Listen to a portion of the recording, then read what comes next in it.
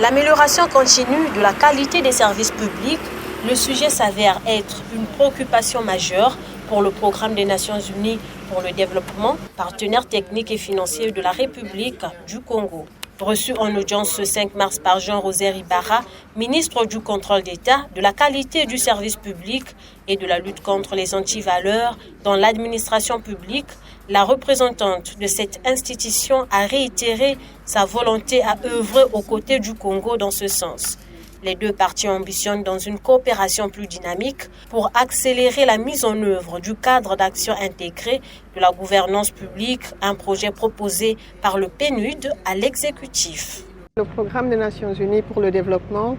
est une institution qui a à cœur l'amélioration de la qualité de la gouvernance. Et dans ce cadre, avec son Excellence Monsieur le Ministre, nous avons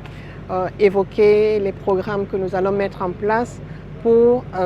accompagner l'amélioration de la qualité des services publics et de l'administration publique au Congo, pour faire en sorte que la qualité des services qui sont rendus aux citoyens congolais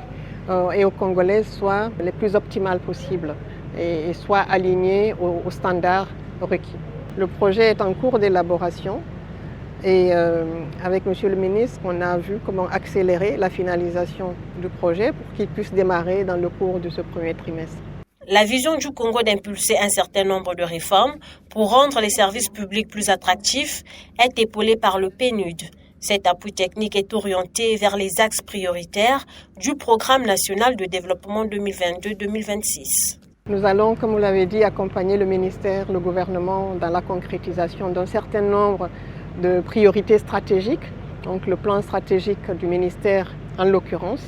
et ça sera dans une perspective alignée sur le plan national de développement, le PND 2022-2026. Donc ça sera des actions à court, moyen et long terme pour que justement l'administration soit la plus proche possible des citoyens et que toutes les transactions administratives soient, comme je disais, alignées sur des critères de qualité pour que la transparence et tout ce qui est lutte contre les antivaleurs puisse être également adressé